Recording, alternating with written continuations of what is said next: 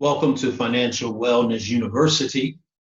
I am your teacher, your coach, Joe Brown, and it is here that we will cover the essential basis for personal finance, the essential elements, if you will, for personal finance and how they impact our lives.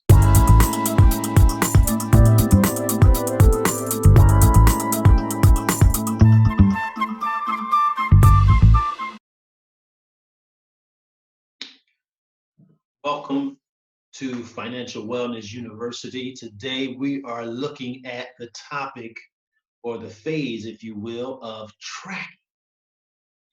tracking our expenses, tracking our income. And the number one way that we track is to have a budget. What is a budget? A budget is simply a spending plan. A budget is simply putting a GPS tracker on every dollar that comes into your pocket and goes out of your pocket. I know if you're like me, you've probably experienced reaching into your pocket and hoping or thinking that you had money and seeing that your pocket is empty. It's not a phenomenon. It's just a matter of getting a hold of what comes in and what goes out so that we're not surprised at the end of the month when we have more month than money. So one of the ways we do this is prioritizing our budget. Now, a budget should be a reflection of one, our take-home income. I mean, what I mean by take-home is because if you're employed, if you're have an employer who gives you a paycheck, that means your earned income. You bring home a check, all the taxes, all the insurances or what have you, health insurance, all those things are probably taken off at the top. So you bring home what you have to spend. If you're self-employed, then you have to take off some of those things yourself, like for taxes, insurance. So your budget is going to reflect pretty much everything. And of course, the five things that a self-employed person must set aside is one, they must set aside something for taxes because taxes are coming whether we like it or not. So don't spend your money before you take out your taxes, take out the amount that you're going to give, take out the amount you're saving towards saving emergencies or saving investing. Uh, I use sometimes saving synonymous with investing. I'll talk more about that in future videos, but until you get out of consumer debt, we shouldn't be really investing because it's like investing to make 10% and paying off debts that are 20%. They're fighting against each other. So why not use that money that we would have put to invest into paying off debt and getting out of debt, consumer debt altogether, and eventually even real estate debt. But real estate debt we'll talk about more in the spending category. But right now, we're looking at how to formulate a budget, and there are many tools out here that can help us with budgets.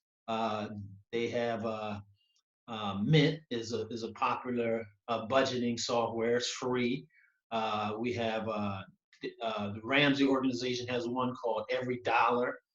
That is free. Also, they have a monthly subscription version that can tie into your bank account.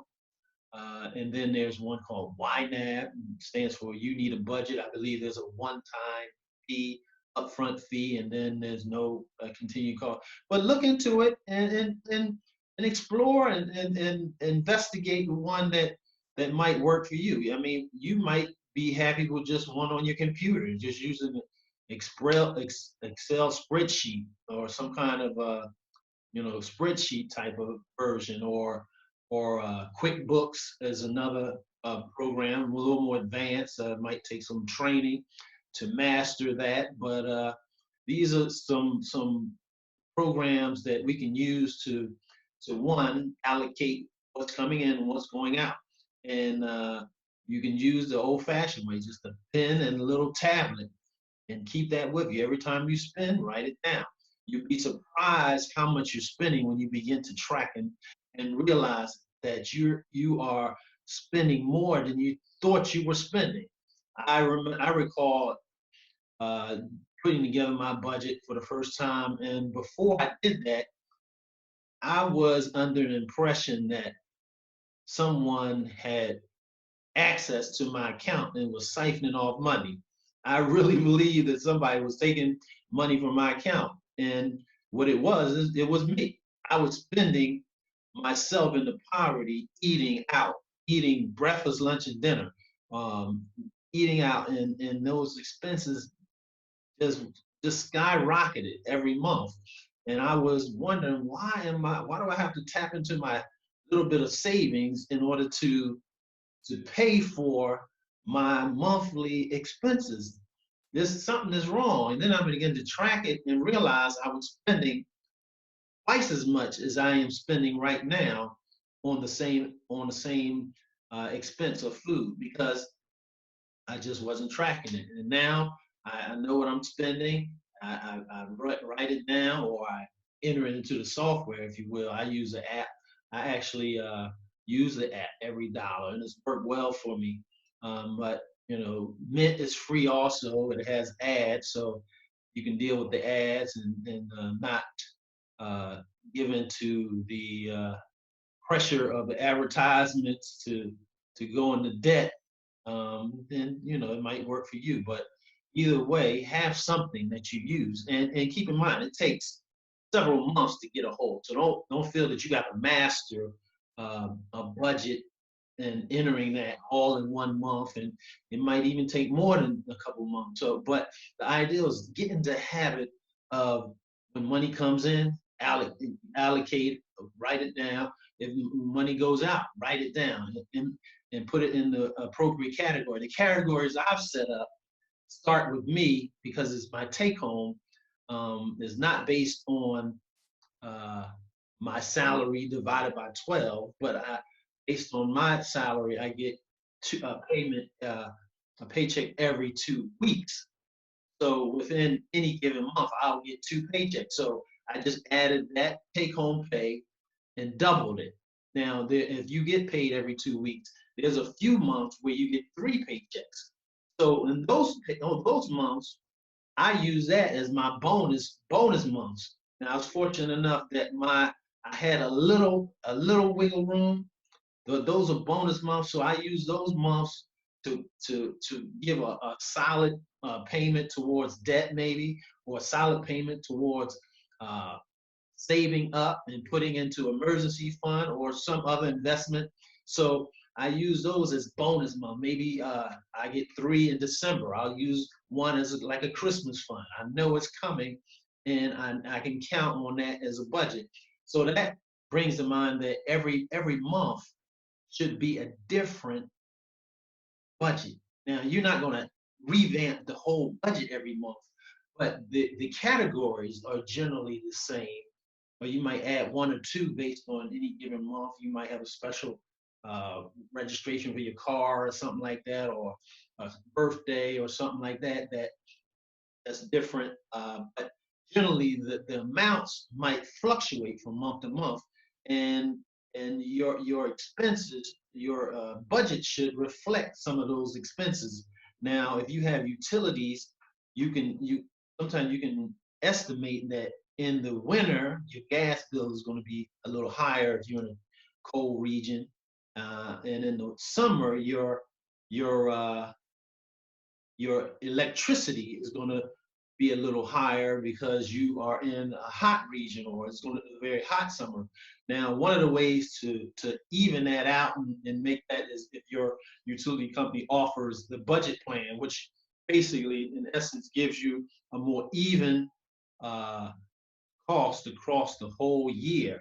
And you can just call your utility company and say, do you have the budget plan? And so for instance, instead of spending 200 in one month and 400, they'll give you a bill that's like 300 across the whole year. And that helps you so you don't get a surprise high bill at one month, and then it throws your whole budget into chaos. So those are some of the things you do. But in terms of prioritizing budget, for me, I prioritize giving as one of the most important things that I do. And it's a way of being unselfish and realizing that what I have is a blessing, and there's somebody out there who can benefit from what I have, and I want to think about them before I think about all the other things that I got to do. Because the fact of the matter is, if you spend first, then giving and saving will never be a priority. And more than likely, if you spend first, there will be very little giving or saving. So we have to prioritize one, giving. Then I prioritize saving, whether it's saving to build up our emergency fund or saving to build wealth and investing. Giving is first, saving, and then we begin to look at the necessities, housing expenses, whether rental or housing, either one, you're going to have utility bills. You can have, like I just said, you can budget those so they'll be pretty steady. And in addition to that, you're going to have transportation, whether a car or whether your transit pass for the public transportation, or whether it's a car, car note, or just car expenses in general. You want to take care of those. Um, Clothing, whether it's laundry or dry cleaning, or what you have to do for you clean, if you have uniforms or what have you, maintaining them. Uh, these are basic things that we look at first, and then of course food, whether it's groceries or if you are in debt. I like what Dave Ramsey said: don't go into a restaurant unless you work there until you get out of debt, because restaurant expenses will drain you. And of course, I believe in enjoying. So if you want to use a one meal a month as a way to enjoy somebody, and budget that into your budget, and do something with it in terms of that. But the idea is that eating at home or uh, taking your lunch to work saves so much more expenses. Now we looked at some of the reasons for a budget, some of the reasons what helps us to get a hold of what, and you'd be surprised. I've been budgeting for years now, and I see how I can save a whole lot better. I can see how I'm not at the mercy of my spending anymore, because I know where every dollar is going, and I know where every dollar is coming from. And of course, I'm aiming to have multiple streams of income in addition to my main source of income. But I'm also not not uh, building up my monthly budget every time I get a extra pay, but using that to shore up some of those savings accounts, shore up some of those debts that might be lingering, to get them out of my life. And then I can incorporate a raise into my life to up my standard of living. But until I eliminate debt and do all that stuff, uh, I shouldn't up my living every time I get a little raise or a little extra money into my budget. That should be used to allocate towards saving and to paying down debt. In addition to that, we looked at the major things, we priorities. Then what I mean by priorities in terms of a budget, I mean when we get paid, the debt collector doesn't go before our mortgage. Debt collector doesn't go before our car payment. The debt collector doesn't go before we make sure our clothes are clean and taken care of. Debt collector doesn't go before we go to the grocery store. So in order priority, sometimes our income fluctuates. If you're self-employed or you commission based or something along those lines, your income may not be steady across the board. So if you don't prioritize, you're going to find out you're going to go from month to month, and you're going to find that if you have a shortage in your income, it's going to go to the wrong category if you're not prioritized. So we prioritize uh, giving first, saving, uh,